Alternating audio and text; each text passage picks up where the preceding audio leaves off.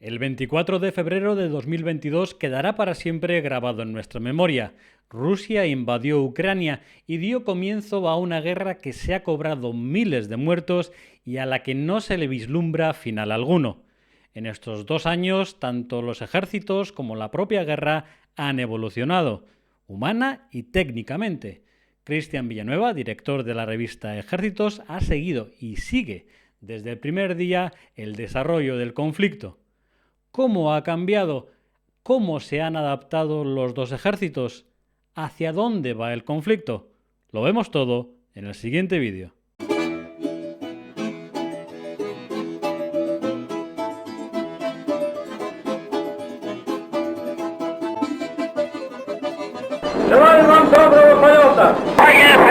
Bienvenidos a Crónicas de la Estepa Rusa, a vuestras crónicas. Y hoy otra vez un invitado de lujo que ya estuvo aquí con nosotros y nos dio una clase magistral. Es Cristian Villanueva, director de revista Ejércitos, a la que yo estoy suscrito, a pesar de que no soy de esas cosas que hagan boom, las que son mis favoritas, pero reconozco que a nivel español sois quizá la voz de referencia, ¿no? Buenas tardes, Cristian.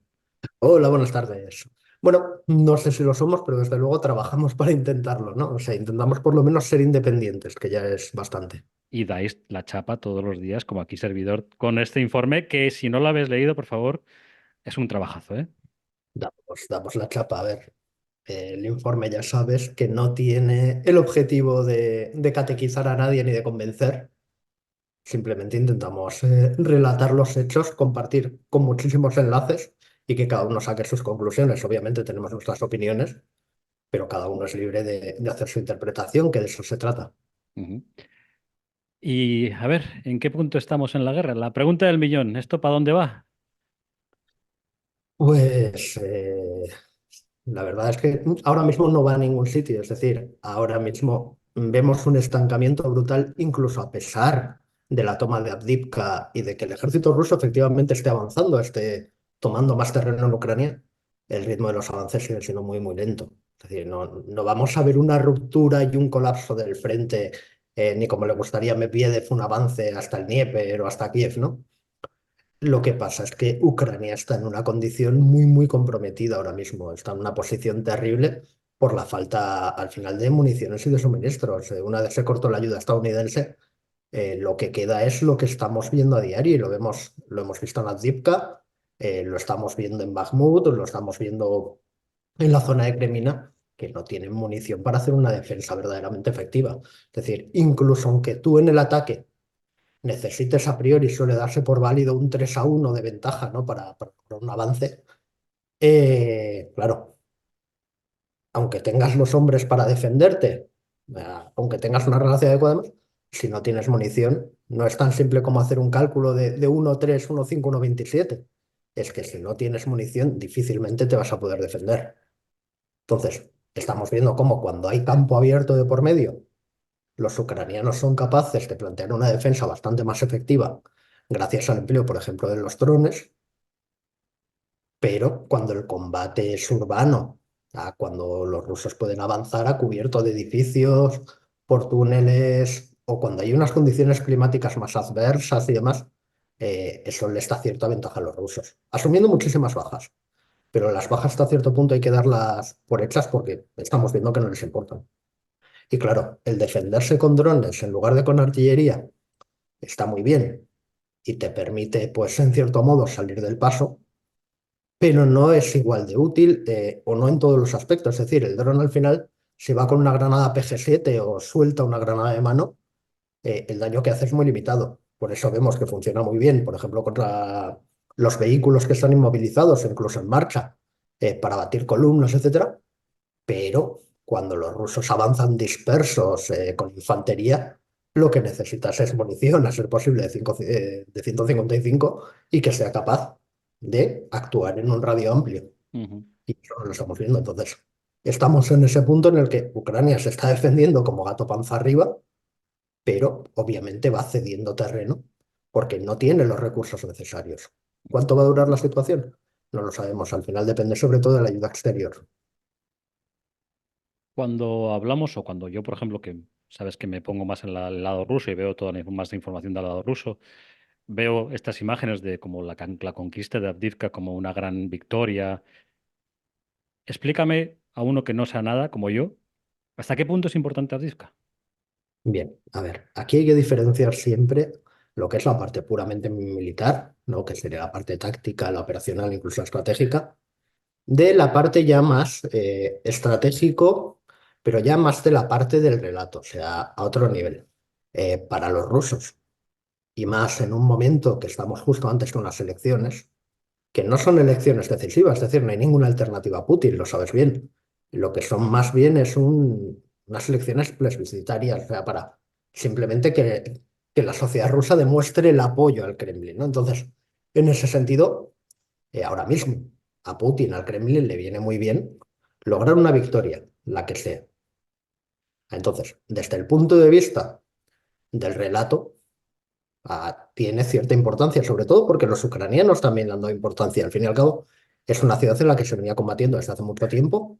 Había posiciones que habían estado aguantando durante años, porque estamos hablando de que esto viene de mucho antes de la invasión. Se lleva luchando en la zona desde 2014. Entonces, claro, para los ucranianos también tiene un efecto moral. Pero desde el punto de vista puramente militar, no es una pérdida tan importante. Es decir, era una posición buena para defenderse, plagada de posiciones defensivas, todo lo que queramos.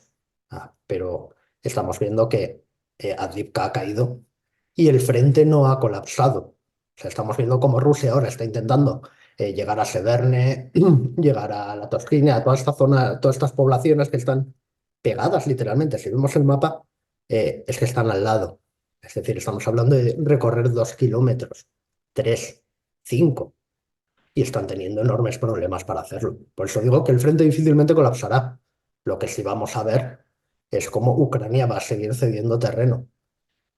¿Importancia de Avdiivka? Bueno, Rusia podrá usarla, y lo dudo bastante, como punto desde el que seguir progresando. Pero no en el sentido operacional de decir, he tomado esta ciudad intermedia y le voy a meter 50, 80 kilómetros más hasta el siguiente objetivo. No, ni mucho menos porque no es el tipo de guerra en el que estamos. Ujú. La otra parte de la importancia de Avdiivka es, si atendemos a la posición de la ciudad de Donetsk y a que los rusos lo que quieren es alejar cuanto más a las fuerzas ucranianas de esa ciudad, pues obviamente la toma de Avdiivka es importante porque permite crear cierto cinturón alrededor del noroeste de Donetsk, la zona del aeropuerto y demás. Aún así dudo mucho que puedan reabrir el aeropuerto, por ejemplo, y utilizarlo para vuelos. Incluso aunque quede fuera del alcance de la artillería ucraniana más ligera, obviamente hay sistemas antiaéreos en la zona, lo hemos visto últimamente con los Su-35 derribados y demás, que no vas a poder operar los aviones civiles ni siquiera de transporte militar. Mm. Pero bueno, por lo menos consiguen ese pequeño objetivo de un buffer de seguridad alrededor de Donetsk que llevan tiempo persiguiendo. O sea que si no te entiendo mal, es más un poco más propagandístico que real la caída de Avdiivka para los rusos.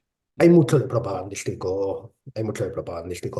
Y de hecho, si tuviésemos que hacer cierto cálculo, ¿no? de cuánto vale un objetivo, tú tendrías que racionalizar, por duro que sea decirlo, el número de bajas que estás dispuesto a tener para alcanzar ese objetivo y si te compensa o no.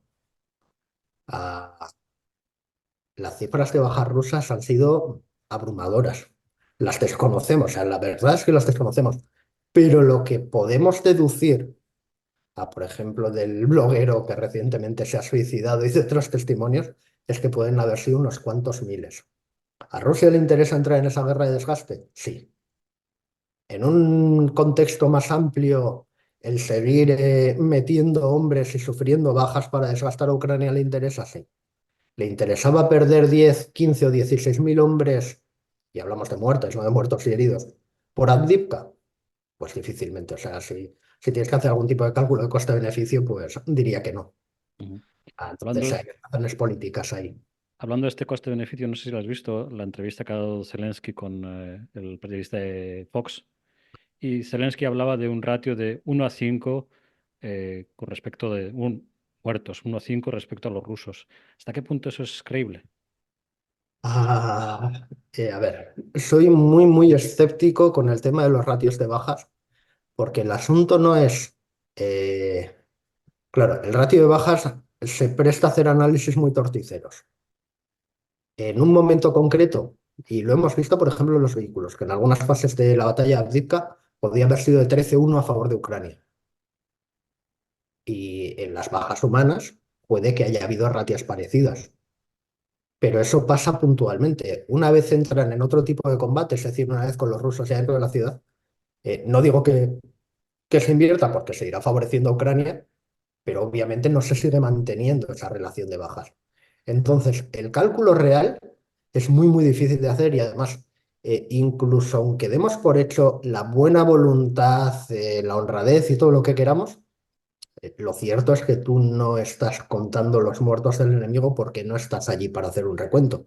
A los recuentos son orientativos, son las unidades que están en primera línea informando de lo que creen que han hecho.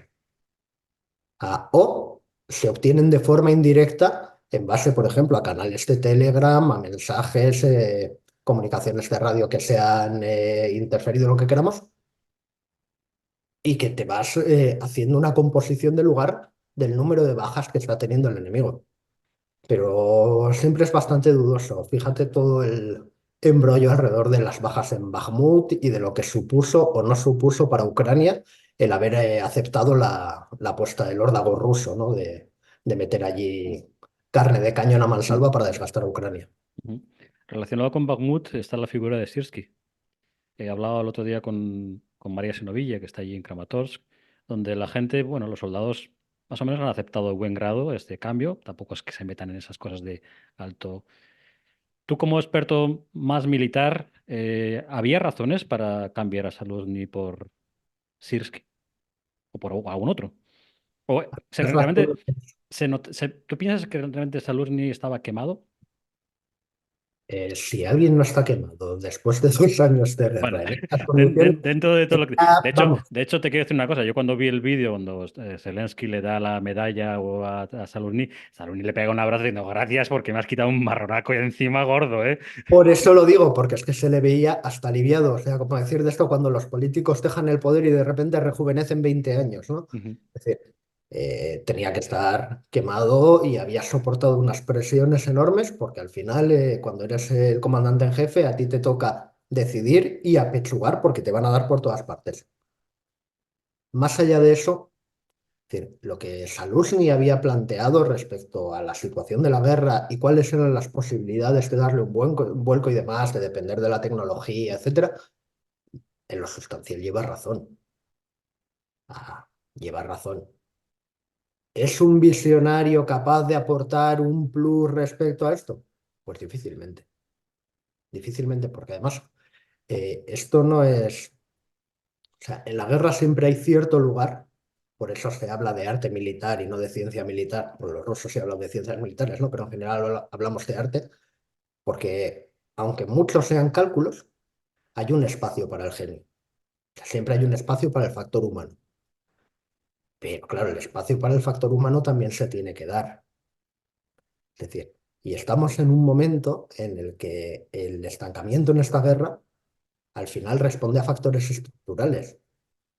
Entonces, por muy bueno que sea el tipo que esté al mando, y me da igual de los rusos que de los ucranianos, es muy, muy difícil que pueda aportar ningún tipo de plus para darle un vuelco a la guerra, salvo que entren en juego eso, lo que él decía, algún tipo de armamento, tecnologías nuevas o que logren pues mejorar lo que tienen, ¿no? Etcétera, para desbloquear la situación. Entonces, ¿se va a notar tanto el cambio? No. Igual se nota más en los términos precisamente que decía Zelensky de que necesitamos cambiar un poco el equilibrio entre la defensiva y la ofensiva, porque igual Saluzny ya había pasado al punto de decir, hasta que no se resuelva la situación exterior y contemos con ayuda, simplemente vamos a estar en defensiva estratégica y vamos a ir cediendo. Igual Sirski, que es un tipo en principio más agresivo, lo hemos visto en otras batallas anteriores o en otras, en la contraofensiva, ¿no? De Kharkov y demás, igual él apuesta, sí, se van a mantener, por supuesto, a la defensiva estratégica, pero dando más importancia a los contraataques locales o al mover fuerzas, aprovechando las líneas interiores, ¿no? Para tener a los rusos moviéndose de una a otra. Aún así lo tienen difícil porque ahora mismo parece que Rusia tiene superioridad de fuerzas en prácticamente todo el frente. Entonces, es muy complicado, como pasaba, por ejemplo, antes de la ofensiva estival, eso de que puedan hacer shaping y puedan preparar el terreno moviendo a los rusos, haciéndoles bascular. Ahora Rusia no necesita bascular ni mover fuerzas de un lado a otro. Ujú. Entonces, es muy, muy complicado que Zelensky per se pueda cambiar algo. Lo que puede cambiar verdaderamente la guerra es que Ucrania tenga otra vez apoyo. Sin eso, pues en negro oscuro, desgraciadamente. Cristian, vamos a hacer un poco una pregunta un poco general. Y quiero vamos a ir ejército por ejército, Ucrania y luego Rusia. En estos 2 años que llevamos de guerra, que estamos viendo, justo ayer se hizo el aniversario, ¿cómo ha evolucionado Ucrania? Si se puede más o menos decir.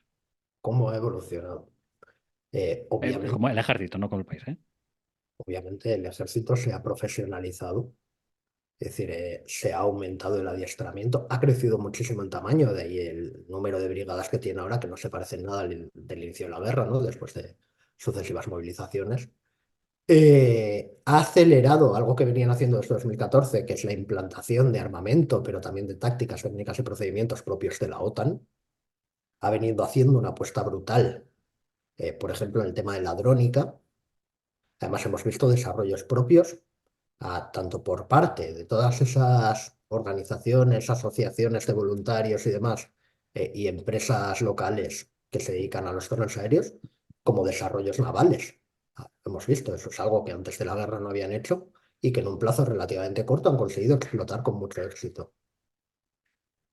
A partir de ahí, obviamente, según ha ido pasando el tiempo, aunque ha mejorado en algunos aspectos, un ejército que se ha encontrado con otros problemas. Por una parte, que la industria de defensa ucraniana no estaba a la altura después de muchos años de dejadez, de problemas enormes de corrupción y aparte siempre se habla, ¿no?, de que la industria ucraniana era muy importante para Rusia, ¿no? Porque la Unión Soviética había instalado en Ucrania buena parte de las capacidades productivas de la URSS en materia de defensa, pero ese era un juego que, o sea, ese era una relación que también tenía lo contrario, es decir, Ucrania era muy dependiente para muchos aspectos de la industria rusa, entonces, claro. Al final Rusia es la que tiene el volumen y las herramientas para sustituir con cierta facilidad lo que Ucrania aportaba, pero en caso contrario eso no se da. Ahora estamos viendo cómo, porque al final esta guerra, la parte industrial es definitivo. Ahora estamos viendo cómo empresas extranjeras que comienzan a implementar algunos acuerdos a los que han llegado con empresas ucranianas de producción local. Ahora estamos viendo cómo se reorganiza todo lo que era Ukroboronpron y demás. Se ha puesto un gestor nuevo al frente, se intenta hacer una organización más transparente, acelerar la producción, cómo captan financiación internacional, pero al final Ucrania sigue teniendo, aparte del déficit enorme de equipos que tiene, el de municiones, y esto viene por una parte de que eran un ejército soviético en su concepción, en su forma de pensar, en su equipación, y han tenido que hacer la traslación muy rápidamente a ser un ejército de corte occidental, pero es una traslación, es un cambio que está totalmente incompleto.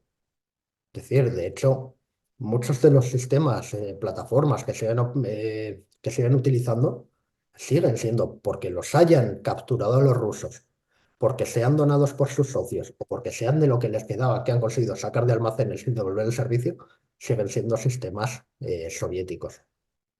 Entonces, ahora mismo es un ejército a medias porque ni ha recibido apoyo suficiente como para completar esa transición, ni tiene medios propios como, ya no digo para completar la transición por sus propios medios, sino tampoco para seguir con el modelo anterior. Entonces está un poco ahí entre dos aguas y además se ha encontrado de repente con que buena parte de sus planes se han venido abajo por el corte de la ayuda estadounidense, que en última instancia era lo que desequilibraba la balanza, porque aunque Estados Unidos haya aportado menos de la mitad de la ayuda que han dado el conjunto de donantes a Ucrania, la mayor parte la hayan aportado los europeos. Lo cierto es que la parte militar de la ayuda era estadounidense, o sea, la parte que de verdad aportaba chicha, ¿no?, al ejército ucraniano, obviamente era el material militar estadounidense. Y Ujú. se han quedado ahí en ese punto de que no pueden ir hacia adelante. Todo, por ejemplo, lo vemos con el tema de la ofensiva estival. Los Abrams no llegaron a participar. Tema de F-16 y todo eso, quedarán bastantes meses, aunque de vez en cuando hay rumores que si alguno ya está en servidor, hasta que puedan operar en condiciones siguen quedando meses. A sistemas antiaéreos se les han enviado, pero claro, una vez Estados Unidos ha cortado el suministro de municiones, Patriot, esto y lo otro, tienen que andar Racionalizar. racionando todo Ujú. lo que tienen. Entonces, el ejército ucraniano seguramente tenían unos planes y ahora están en modo supervivencia. Y luego está todo el problema humano. Al final, no hay datos verídicos sobre cuánto se ha reducido la población ucraniana. Ya no es el tema de las bajas, es sobre todo la cantidad de gente que ha abandonado el país, tanto en dirección a Rusia como en dirección a otros países de Europa. Entonces, la base de su población, a las cohortes de edad que de verdad deberían servir en las Fuerzas Armadas y que ahora mismo, a las que deberían recurrir ahora mismo para completar el ejército y poder seguir, pues eso, compensando el aumento ruso, son mucho más estrechas que otras cohortes anteriores, ¿no? De gente más Ujú. mayor. Entonces, fíjate los problemas que están teniendo para aprobar esa ley de movilización nueva. Los debates precisamente eran entre Saluzny y Zelensky, porque Saluzny pedía medio millón de hombres y Zelensky decía que nanay de la China, que eso no. Y al final el elemento humano, sobre todo, o sea, tú piensas que cuando tienes un ejército, cuando tienes una guerra, tienes varios factores a equilibrar. Uno de ellos, obviamente, es el nivel técnico, otro es la cantidad de material que tienes, otro es la formación del personal, ¿no? O sea, la capacidad que tienen para sacar partido a todo ese material y demás, y otro, obviamente, es simple y llanamente el número de servidores que tienes para operar todo ese material y hacerlo en condiciones. Al final tú puedes estar muy bien aquí, pero si no tienes gente que sirva, lo llevas difícil. Y Ucrania está en ese momento que repito, es muy, muy, muy complicado porque son varios factores los que juegan en contra. Tienen toda la voluntad del mundo, están demostrando, desde luego, desde el punto de vista militar, saber rendir, pero O sea, que no. digamos que podemos decir que Ucrania está todavía a medio camino de llegar a ser un ejército, digamos, completo. Claro, además la guerra de Ucrania es un escenario muy particular. Es decir, Ucrania no tiene armada, por ejemplo, no tiene. Ucrania no tiene fuerza aérea, porque operan aviones y de hecho ahí publiqué hace un par de días en la zona entrevista en la que decía un comandante de una unidad ucraniana que tenían más aparatos en servicio ahora que al inicio de la guerra. Pues que al inicio de la guerra, en la práctica, aunque nominalmente tuviesen muchísimos aparatos que formaban parte de su fuerza aérea, volar, volarían unos poquitos. Y ahora vuelan porque han conseguido, en base a donaciones, repuestos, poner en el aire más. A pesar de las pérdidas, pues sí, puede que vuelen más, pero es que siguen siendo pocos. Eso no es una fuerza aérea equilibrada y completa, capaz de acometer todas, ni nada parecido. Ujú. Entonces, al final, Ucrania lo que tiene es unas fuerzas terrestres muy poderosas, pero hechas a petachos, porque al final todo el material que han recibido es de su padre y de su madre, cada uno con una línea logística diferente.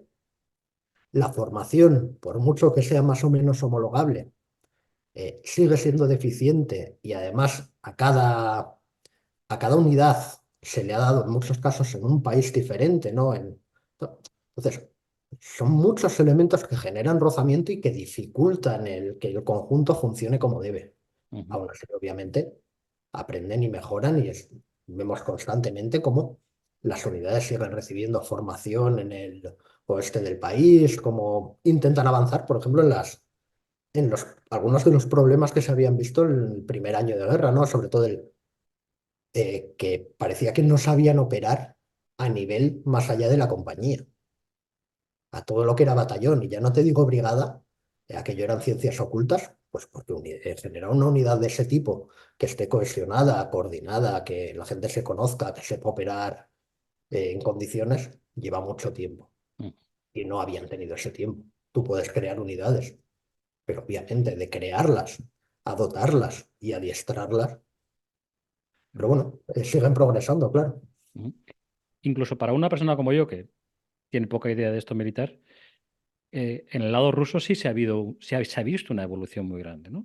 De esos primeras columnas gigantescas. Bueno, a ver, entre evolución muy grande, algunas cosas siguen siendo tal. Pero de esas primeras grandes columnas gigantes ahora han optado por un tipo de guerra con más pequeños grupos, un poquito, no sé, me equivoco.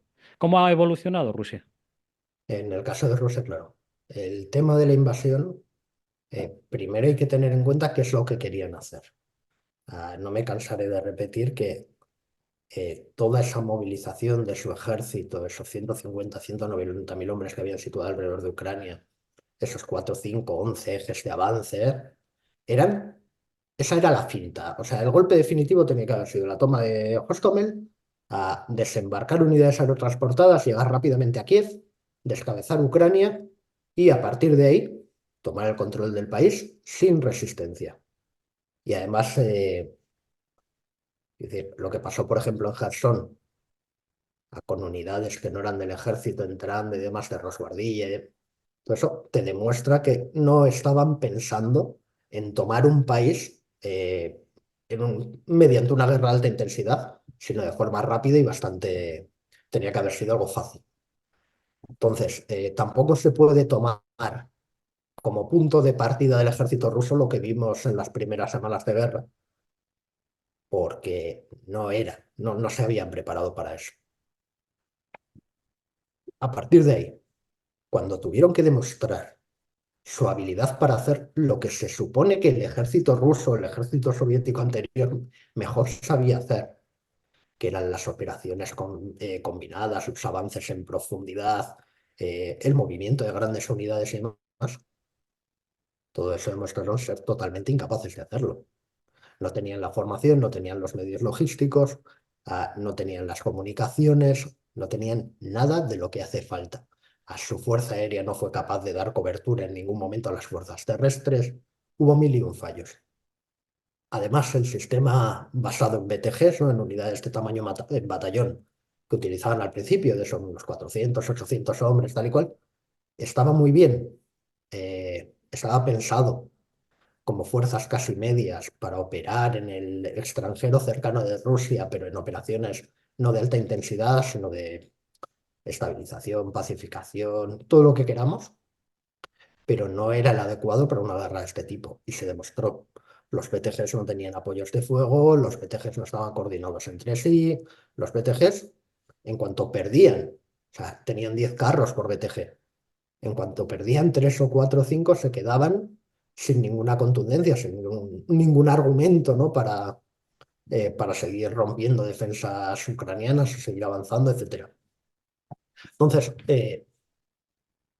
todo eso intentaron cambiarlo bastante pronto, en realidad. Y de hecho ya venían cambiándolo desde antes de la guerra. El modelo de BTGs ya habían empezado a abandonarlo antes para intentar volver a un ejército basado en divisiones con apoyos mucho más fuertes de artillería, de unidades acorazadas, etcétera. Pero claro, era también un esfuerzo sin completar. Era algo a largo plazo y la operación ucraniana les pilló un poco de por medio, ¿no? O sea, tú juntas lo que tienes y vas, pues, porque es lo que te toca. Entonces, según ha pasado el tiempo y sobre todo después de la debacle que supuso la contraofensiva ucraniana de Kharkov y el tener que abandonar Gerson, ya cuando llega Surovikin y convocan la movilización, lo primero que hacen es, buena parte de esa gente va de carne de cañón directamente al frente, sin preparación de ningún tipo. Y de hecho lo vimos. Vimos muchísimos testimonios de hombres de 40 o 50 años que no tenían ni la uniformidad completa ni tenían el armamento y que al día siguiente de llegar, o a los 5 días, obviamente causaban baja. Pues no tenía entrenamiento ni, en muchos casos, alcoholizados. Pero aún así, eh, de toda esa gente que movilizaron,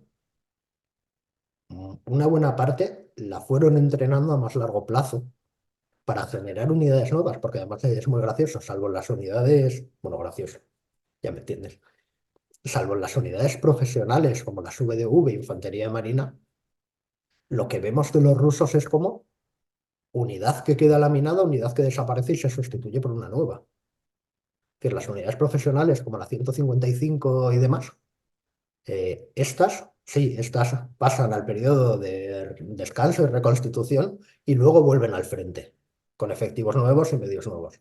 Pero el resto de unidades, la que desaparece, desapareció, medallita y se crea una nueva. Entonces, han generado muchas unidades nuevas que son las que estamos viendo ahora en acción. Y además han conseguido cierto equilibrio entre las bajas y la capacidad de reclutamiento. Entonces, está en ese equilibrio homeostático en el que la guerra, obviamente, está teniendo un coste terrible, pero es un coste aceptable. Ujú. Han llegado a hacer uno. Y además, ellos tienen unas reservas humanas, obviamente, que Ucrania no tiene, y además la posibilidad de recurrir, por ejemplo, a mucha gente de Asia Central. Hemos visto cómo al ejército ruso ha llegado gente, vamos, de todas partes de lo que era la antigua Unión Soviética. Entonces, tienes que por la parte humana ellos no tienen los mismos problemas que los ucranianos. Luego, en la parte industrial, a la vez que se hizo la movilización humana, se hizo una movilización industrial.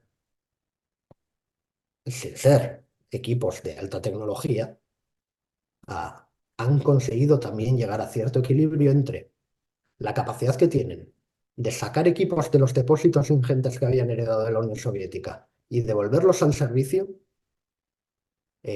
la parte que consiguen fabricar de equipos nuevos y las bajas que sufren. Tienen más bajas que equipos sacan que equipos tienen almacenados, es decir, van gastando más de Ujú. lo que producen nuevo, sí, por supuesto. Pero aún así hay cálculos que dicen que tendrían como para aguantar 2 años más de guerra a este ritmo. Y además, 2 años, claro, que es el periodo que ellos, es un periodo en el que van a seguir aumentando la capacidad de producir equipos nuevos. ¿Que son equipos atrasados comparados con los occidentales que son? Sí. ¿Son útiles? Claro. Que mejor que ir a Porque un lado. no, o sea, al final hay que tener en cuenta que seguramente el arma, aparte de los drones baratos, el arma más efectiva de esta guerra han sido las puñeteras minas. Entonces, ¿cuál es la diferencia entre un Leopard 2A7 y eh, no sé, un T-55? Que los de dentro salen vivos o no salen vivos, pero el carro se queda parado igual. Y con la cantidad de drones baratos que hay, en muchos casos, el vehículo que se queda parado termina siendo una baja, termina quedando completamente destruido. Entonces, sinceramente, están en lo acertado al intentar sacar toda la chatarra que tienen almacenada y gastarla en la guerra, total. Les hace el mismo servicio que gastarse 5 millones de dólares o 3 en un T-90. Ujú. Y luego está, aparte de la parte humana, la parte industrial. En la parte industrial también han conseguido aumentar la munición y la producción de artillería y se han servido también tanto de Irán como de Corea del Norte para suplir los problemas de escasez que tenían. Entonces, también han llegado a cierto equilibrio que les permite, pues estamos viendo ahora seguramente también que día a día disparan 3 o 4 veces más que los ucranianos. Ujú. Y eso al final es una ventaja importante. Y luego está la parte técnica y la parte doctrinal y demás. En la parte técnica hemos visto cómo han mejorado, por ejemplo, en el caso de la artillería, la capacidad de respuesta, el tiempo de respuesta al principio de la guerra, cuando había un movimiento ucraniano, podía ser de 10 15 minutos, frente a los 2 3 minutos que tardaban los ucranianos en hacer fuego cuando detectaban un movimiento ruso. Ahora eso se ha igualado. No han alcanzado el nivel de eficiencia de los ucranianos, pero sí han mejorado. El complejo ese de reconocimiento a fuego, que es como denominan los rusos, ¿no? Toda esa capacidad que tienen de identificar, de hacer reconocimiento, identificar y de dar la orden de fuego a la unidad que le toque, pues se ha perfeccionado. Ya no cometen algunos de los fallos que se veían al principio, ya no hay esa cosa de están muriendo generales por un tubo porque utilizan su teléfono móvil para comunicarse. Ya no ves a periodistas sacándose una foto en un sitio perfectamente reconocible, a ver si luego les llega un pepinazo. Muchos de los pequeños problemas los han ido arreglando porque al final los ejércitos aprenden en la guerra, obviamente. Porque si no aprendes, quedas fuera de... pierdes. Aparte, hemos ido viendo un montón de cambios tácticos. Los vimos en Bakhmut. Hemos visto desde cómo han ido haciendo todas las pruebas posibles. A oleadas masivas, pequeñas unidades dispersas, a cómo han probado atacar con carros y con infantería y los carros detrás, usando los carros como artillería móvil. ah, Han hecho todas las combinaciones posibles y obviamente es un ejercicio de adaptación y de iteración. No hay ninguna táctica mejor porque el enemigo también cambia. Lo que importa es la capacidad de ir identificando lecciones y siguiendo el ritmo de iteración que te da la guerra. Y en ese sentido han avanzado. Aún así es difícil saber hasta qué punto porque, como decía antes, este Avdiivka les puede haber costado 16.000 muertos. Es Mm. decir, ¿cuánto hay de mito en lo que han aprendido? O sea, ¿qué diferencia hay entre lo que realmente han aprendido y y lo que se dice que han aprendido? Es muy difícil de valorar. Sí, porque en Bakhmut perdieron muchos cuantos, teóricamente han aprendido, pero en Avdiivka han vuelto a perder otros miles. Claro, por eso lo digo, es decir, no, ellos se van adaptando y van probando nuevas, combinaciones nuevas. Eh, Al final creo sinceramente que más allá de las adaptaciones tácticas que estén haciendo y técnicas y demás, sigue contando mucho más la masa y el apoyo de fuego. Así han tomado Avdiivka en última instancia es porque han puesto una cantidad enorme de hombres y los han perdido y han seguido poniendo, porque han tenido superioridad en cuanto a bocas de fuego en todo momento. Hemos visto a la artillería rusa machacar de forma inmisericordia mañana, tarde y noche las posiciones ucranianas. Y porque además han contado durante un tiempo con apoyo aéreo, cosa que antes no tenían. Y Mm, hemos visto cómo lanzaban bombas con kits de guiado, o sea, bombas planeadoras, que también una y otra vez golpeaban las posiciones ucranianas, mientras que los ucranianos no podían hacer lo mismo. Al ujú, final, el ejército ruso sí ha evolucionado, obviamente, no comete el mismo tipo de errores, ha adaptado su entrenamiento, ha adaptado en parte los equipos, pero bueno, la diferencia fundamental, y más porque sigo insistiendo, esta guerra tiende al estancamiento por razones estructurales, la diferencia fundamental es de masa. ujú. Eh, Uno de los temas quizá más espectaculares que ha habido en esta guerra, por lo menos yo desde mi punto de vista, es el tema de los drones, ¿no? En estos 2 años hemos visto cómo los drones han pasado de ser una cosa que volaba para reconocer a ver dónde estaba a ser básicos. Te quiero hacer dos preguntas. Una, ¿nos están metiendo gato por liebre con esto de los drones? Y me explico. ¿Nos están vendiendo los drones como la panacea? Porque hace poco vimos, vamos a enviar a Ucrania 1 millón de drones desde los países europeos. No recuerdo mal, creo que era 1 millón. ¿De verdad pueden cambiar una guerra? ¿O al final las cosas está casi todo inventado y esto es ABC? Los drones hay que interpretarlos en su contexto. A lo largo de toda la guerra hemos visto algo que ya se venía viendo de antes, es decir, cómo se generalizan las armas guiadas cada vez más baratas. Al principio de la guerra eran las armas contra carro, tipo los Javelin y toda esta... Esas armas que costaban pues 20, 50, 100.000 dólares. Claro, en comparación con un carro son muy baratas. En realidad, un dron FPV armado con una granada PG-7 te hace lo mismo, pero por uno o dos órdenes de magnitud menor en cuanto a precio. No sé dónde está el límite por lo bajo. Seguramente estemos ya muy cerca del límite teórico de lo que pueden bajar los precios. ¿Son la panacea? No. No, como he dicho antes, por ejemplo, tú sigas necesitando la artillería, porque en los drones al final el efecto es muy limitado. Hostigan 24 horas, por supuesto, lo que más contribuyen es en la sensorización del campo de batalla, ya no hay lugar para la sorpresa, o sea, se ve todo, pero como arma no, quiero decir, no son milagrosas. Y además tienen el problema de que dependen de la cantidad, y la cantidad aquí hay que tener en cuenta de dónde vienen los componentes para producir esos drones, sean ucranianos o rusos, y es que vienen de China.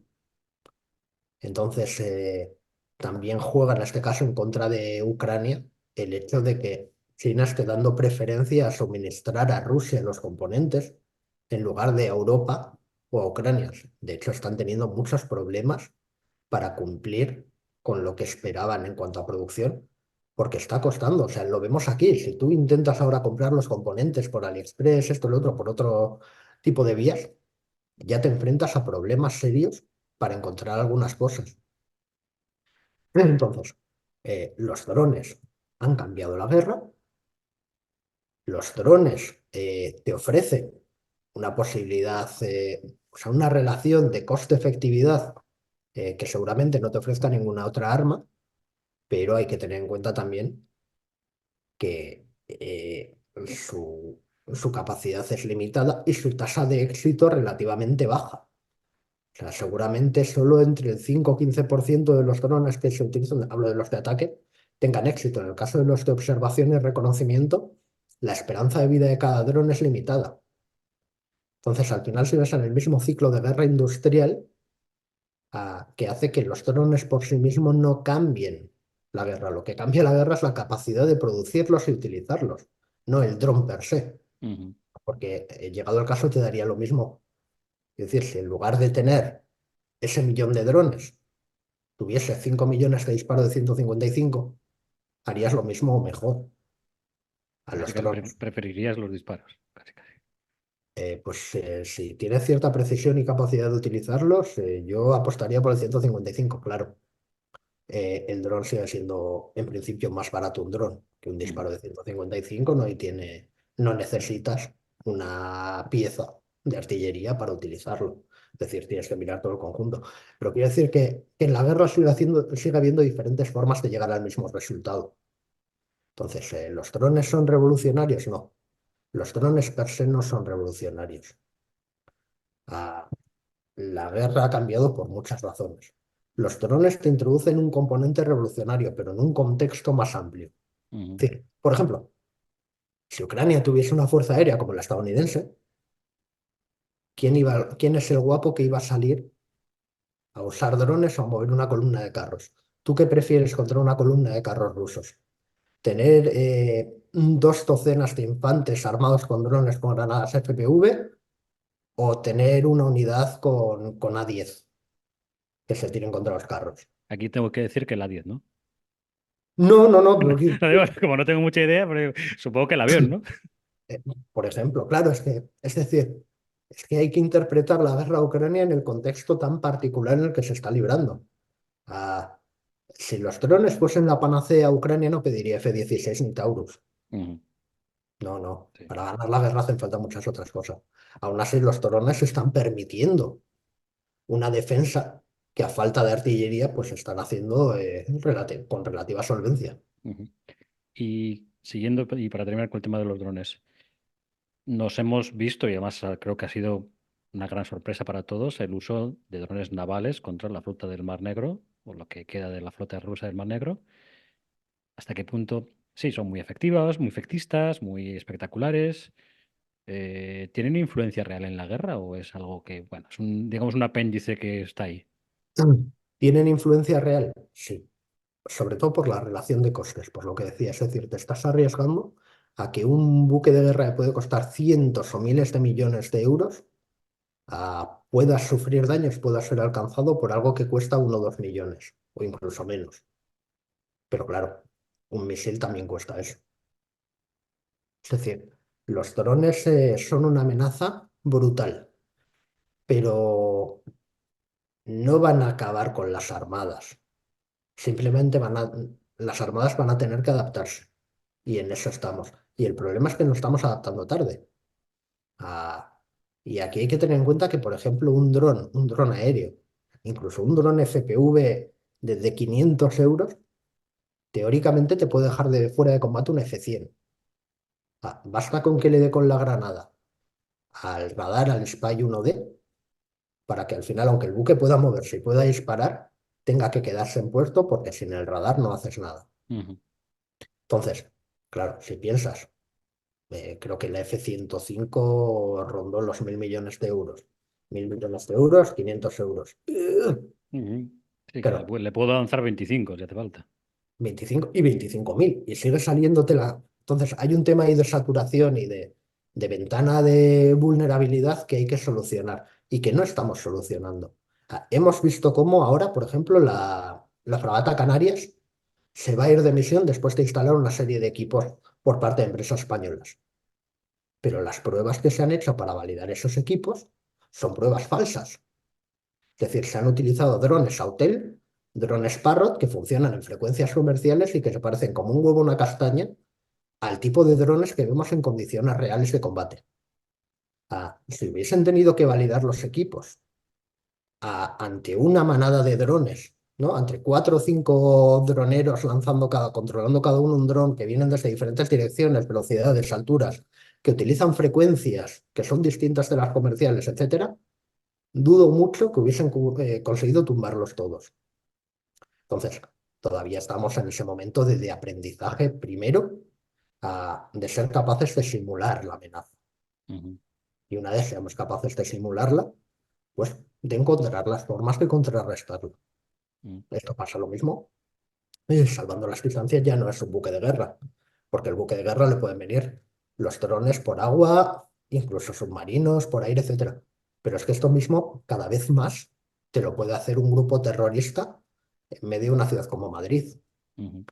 Me río yo si me dicen que el Ministerio de Defensa, la sede del Ministerio de Defensa en castellana, está preparada para frenar ningún tipo de ataque de este estilo, por más que tenga sistemas RF instalados. No des ideas. No, no, no es dar ideas. Es decir, si desgraciadamente yo no tengo que dar o no dar ideas, porque el que quiera pensar en Ya ello, la he pensado seguro que antes ya. pasa mucho más tiempo que yo dándole vueltas a cómo hacerlo. O sea, por fortuna, no hay tanta gente dispuesta a hacer daño. Ujú, Pero desde luego, el gran problema de los drones ahora mismo, aparte de esa ventana de vulnerabilidad para los ejércitos, está también en la parte civil, en que no estamos en absoluto preparados para cuando los malos pues los utilicen contra infraestructuras críticas, puertos, centrales eléctricas, un estadio de fútbol o lo que queramos. ujú. Estamos en pañales totalmente. Vale. Y la última pregunta, Cristian, y ya no te robo más tiempo. Hace un tiempo sacasteis, y he intentado buscar reconozco que he intentado buscar el artículo y no lo he encontrado, donde hacíais unas predicciones, una serie de prospecciones de cara al futuro. No me acuerdo cuándo haces, fue en junio del año pasado, creo. Claro, ¿no? Esto hicimos el ejercicio a finales de 2022 de cara a la primera parte de 2023. Fue un ejercicio de prospectiva que hicimos Ujú. con Alberto Bueno y Javier Sí. Jordán de la Universidad de Granada, Beatriz Cózar y yo. Ujú, Entonces dábamos 3 escenarios diferentes. La verdad que se ha cumplido casi todo, porque lo más probable era que pasara lo que tenía que pasar, es decir, que la guerra, salvo que Ucrania tuviese mucho más apoyo, y no lo tuvo, fuese derivando hacia el estancamiento. No volvimos a hacer el ejercicio para 2024 y para la segunda parte del año, pues porque al final no tenemos tanto tiempo para juntarnos, ¿no? Y ujú. para batir, pero bueno, llegó un momento que al final, y lo contamos en el tercer libro sobre la guerra, Eso, que si no estáis, llevan 3 libros. El primero creo que está agotado, ¿no? Además. pues el primero igual se puede conseguir todavía por internet. Ah, Yo, a mí desde luego no me quedan. Entonces, los que haya por ahí, igual en Amazon seguramente quede algún ejemplar. ujú, A partir de ahí está PD, está también en formato Kindle, entonces no tiene que haber problemas si alguien lo quiere ujú. leer. Pero sí, en el tercer libro ya explicábamos los factores del estancamiento y cómo en principio es muy, muy difícil que la guerra dé un vuelco, salvo que cambien las condiciones exteriores. Y además ya lo adelantamos en el segundo. La guerra a Ucrania es, lo he dicho más de una vez, una guerra por delegación. Por supuesto, Ucrania es el agredido, Rusia el agresor, y Ucrania lucha por su propia supervivencia, pero hay que tener en cuenta que si Ucrania es capaz de luchar y de mantenerse en la guerra es por el apoyo que ha recibido del exterior, por sus propios medios lo habría tenido complicadísimo para hacer nada que no fuese como mucho una guerra de guerrillas. Ujú. Entonces, claro, el factor más importante de toda la guerra no tiene nada que ver con la voluntad ucraniana o con la habilidad ucraniana, tiene que ver con la cantidad de apoyo que siga recibiendo. O sea, Ah, que digamos, ¿cómo diría? La prospección o como el más probable es una guerra a muy largo plazo. O sea, que esto siga, si esto va así, ojo, momento, si no recibe ayuda Ucrania, no, Ucrania lo va a tener muy mal. Pero sí, Lo va a sí, tener muy... Sí, a ver, Ucrania lo tiene ahora mismo mal, no en el sentido de que vayan a sufrir una derrota catastrófica en cuestión de semanas. Lo tiene mal porque al final es el sufrimiento de todo un país, es venga a asumir bajas y es no ver una salida real a la guerra que no implique ceder y avenirse a las condiciones rusas, ¿no? Entonces, claro, los ucranianos que dicen, si cedemos, si llegamos a un acuerdo, va a ser temporal, porque tarde o temprano Rusia va a volver a atacar y tiene toda su lógica. De hecho, están en lo cierto. No hay nada que haga pensar del discurso ruso o de su actitud que al cabo de un tiempo no fuesen a renovar los ataques hasta lograr todos sus objetivos estratégicos. Entonces, los ucranianos simplemente intentan aguantar e ir cediendo al ritmo más lento posible a la espera de que el panorama internacional se aclare. Pero claro, eso implica por de pronto esperar a las elecciones estadounidenses. Ya estamos hablando de octubre. Los meses desde aquí hasta octubre, salvo que se llegue a un acuerdo en la Cámara de Representantes estadounidense y se apruebe la ayuda, pueden ser dramáticos. Rusia, pues bueno, ellos tienen otro cálculo y otra visión de las otro cosas. ritmo. Ellos Ellos, ya han dicho, yo ah, algún sitio he leído, hasta 2025. por supuesto, sí, sí, lo tienen clarísimo. Mm, Entonces, ahora mismo la guerra, los ucranianos tienen cero incentivos para llegar a ningún tipo de acuerdo de paz, mm, que no sería de paz, sería de cese de las hostilidades, que es muy diferente. mm. Y la llegada del paquete o los grandes paquetes otra vez, digamos, si se reanudara la ayuda, podría ser un, ¿cómo se dice? Un game changer, un de estos, un, Ah, digamos, por lo menos, por terminar un poco, no sé si un poco positivo para Ucrania. menos si Ucrania es capaz, o sea, si llega la ayuda en abundancia y Ucrania es capaz de anotarse algún éxito, aunque sea parcial, por lo menos de cara a unas negociaciones, estaría mejor posicionada. Es que ahora mismo está en una posición de franca debilidad ante cualquier intento de, pues eso, de diálogo. Luego, aparte, hay que tener en cuenta que esta guerra difícilmente se va a ganar en el frente y que la salida a la guerra es algo que nadie tiene claro. O sea, todavía no sabemos cuál es la teoría de la victoria o la salida que espera Ucrania, porque siguen hablando de recuperar su territorio, pero eso es francamente difícil. Por lo menos todo el territorio. Entonces, la salida a esta guerra depende mucho más de la capacidad de disuasión que sea capaz de generar tanto Ucrania como sus aliados. Y eso, que mantenga quieta a Rusia que de cualquier otro factor. Estamos viendo cómo Ucrania firma acuerdos de seguridad con diferentes países. ¿Estos países van a entrar en guerra por Ucrania? No, no estamos viendo que los acuerdos vayan por ahí. Lo que sí estamos viendo es que son acuerdos a muy largo plazo, como una forma de demostrarle al Kremlin que se va a hartar de guerra. Es decir, que Ucrania ahora lo pasará mal, pero hay que tener en cuenta que las capacidades de producción en la Unión Europea y demás también se están incrementando y que puede que tarde o temprano la balanza vuelva a equilibrarse, aunque Ucrania seguirá teniendo problemas humanos serios. Entonces, lo que se intenta es decirle al Kremlin, te vamos a ir subiendo los costes de la guerra y tú verás en qué momento, ¿no? Te avienes a ciertas condiciones que sean más o menos aceptables. Y aún así, aunque se consiga llegar a ese punto, insisto, la única garantía de que no vuelva a haber guerra o de que Rusia no lance es dotar a Ucrania de los medios suficientes como para generar disuasión y que la Unión Europea, mucho más que Estados Unidos, sea capaz de generar algún tipo de disuasión creíble. Ujú, Y en eso tampoco estamos avanzando tanto como sería lo recomendable. ujú. Vale. Pues, Cristian, muchas gracias para... Yo siempre digo que escucharte para una persona como yo, que, bueno, es aficionado, pero tampoco entiende mucho, es un auténtico lujo porque aprendo barbaridades. Pero O sea que, nada, muchas gracias y cuando quieras, esta es tu casa. yo, cuando quieras, ya sabes. Venga, muchas gracias, Cristian. Gracias por tu trabajo.